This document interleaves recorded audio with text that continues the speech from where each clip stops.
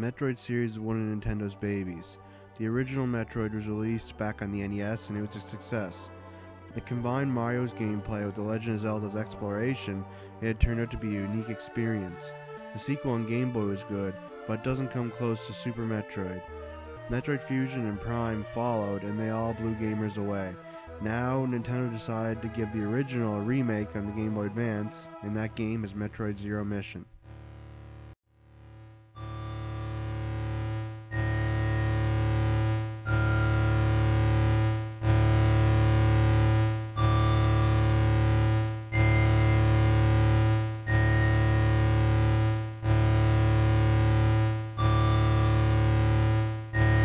The story is pretty basic, as is the case with most of the Metroid games.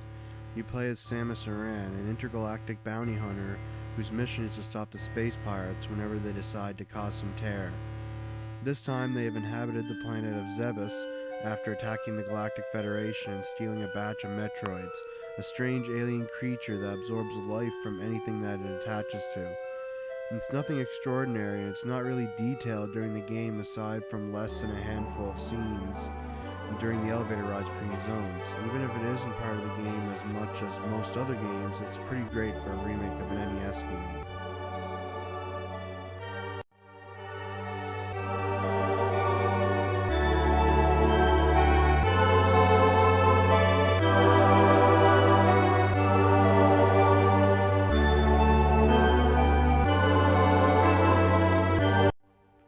The gameplay is where Metroid obviously shines. This one is a remake of the NES title, albeit a heavily enhanced remake. It plays almost exactly the same. You move around on a 2D plane, exploring a huge map in multiple sectors, blasting enemies and collecting power-ups. The most important feature that was added to the game was a map, something the original sequel lacked. This helps with navigation and can help on backtracking. Other than that, the main game plays the same, just with alterations to layout and the addition of save points. I said the main game because this game adds an endgame scenario that is the Zero Mission. You play as Samus in her Zero suit, a skin-type blue sneak suit. It's very different from the main game as Samus cannot kill things in this form and cannot survive many attacks. This portion of the game is stealth-based and can get quite difficult. You are asked to solve the situational puzzles that it throws at you, mainly enemy placements and trying to avoid getting spotted. If the enemies spot you, they will chase you until you lose them, even following you through doors and following you through your own sneak spots.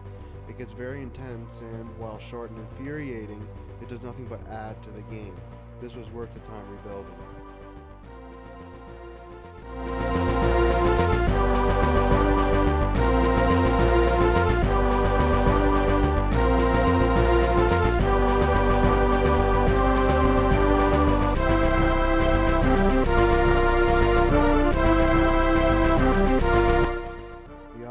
Classic Metroid, mainly using the tracks from the original, just redone.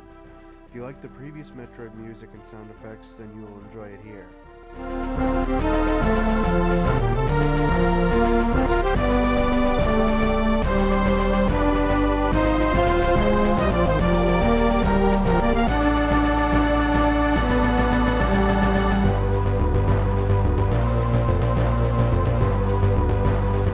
The presentation is excellent. It looks as good as Super Metroid on the Super Nintendo, and it lets you experience the original game in a new way, the point of most remakes. There are some things that I personally have issues with, mainly the static position Ridley has for a sprite, and how Samus has her arm outstretched all the time. But other than those personal issues, the game looks great. Every environment looks unique despite being designed in a similar manner, and all the creatures look great. The Metroids and space pirates stand out, as do the bosses. It also brings the classic Metroid series atmosphere full force. It's a Game Boy Advance game at its finest.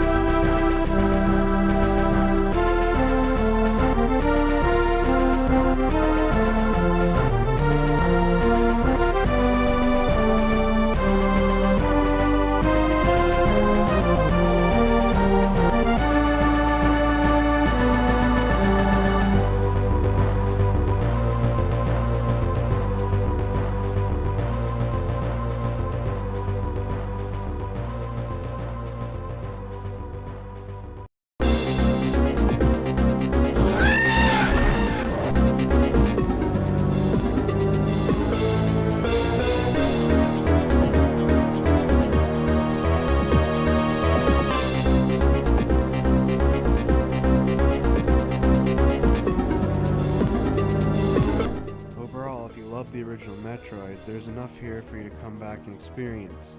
If you haven't played the original Metroid, however, all I can ask is why would you pass this up? Metroid Zero Mission gets a 9 out of 10 from me.